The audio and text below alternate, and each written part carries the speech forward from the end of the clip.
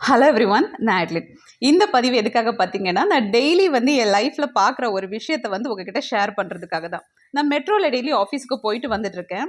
இதில் நான் ஜென்ரல் கம்பார்ட்மெண்ட்லேயும் இந்த லேடிஸ் கம்பார்ட்மெண்ட்லேயும் பார்க்குற ஒரு டிஃப்ரென்ஸ் வந்து பேசணும் அப்படின்னு எனக்கு தோணுச்சு. இப்போ ஜென்ரல் கம்பார்ட்மெண்ட்டில் ஒரு பொண்ணு வந்து கன்சீவாக இருந்தாலோ இல்லை ஒரு குழந்தையோட இருந்தாலோ மோஸ்ட்லி ஒரு பையன் என்ன பண்ணுவான்னா எழுந்திரிச்சு வந்து பிளேஸ் கொடுத்துருவான். எனக்குமே அது நடந்திருக்கு. நான் வந்து என் குழந்தையோட போகும்போது எழுந்திரிச்சு வாலண்டரா வந்து பிளேஸ் குடுப்பாங்க. அது வந்து அந்த பையன் பயத்தினால பண்றானா, இல்ல பக்கத்துல இருக்கவங்க திட்டுவாங்க அப்படிங்கிற ஒரு கம்பல்ஷன்னால பண்றானா, இல்ல வந்து அவனுக்கே விருப்பப்பட்டு தான் பண்றானா அப்படிங்கிறதெல்லாம் தாண்டி ஒரு பையன் வந்து அது கண்டிப்பா பண்ணுவான். அட்லீஸ்ட் ஒரு கர்ட்டஸிக்கு கேக்க வச்சு பண்ணுவான்.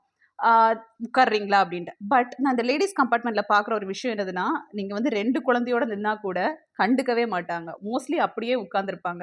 இது 1 நாள் 2 நாள் நான் பார்க்கல. நான் எப்பல்லாம் ஒரு குழந்தையோட ஒரு பொண்ணு அந்த இடத்துல பார்க்குறேனோ, இதுவரை யாருமே எழுந்திருச்சு ஓகே சம்டைம் வந்து பிரெக்னன்ட்டா அதுவும் ரொம்ப பெருசா வயிறெல்லாம் வச்சுட்டு அந்த மாரி இருக்கிறவங்களுக்கு சிலவங்க எழுந்திரிச்சு பிளேஸ் குடுக்குறாங்க. அதுவும் ரொம்ப ரேரா தான் பார்க்குறேனே தவிர, பொண்ணுங்க மோஸ்ட்லி வந்து எழுந்திரிச்சு பிளேஸ் குடுக்குறதே கிடையாது. நான் பார்த்தது வரைக்கும்.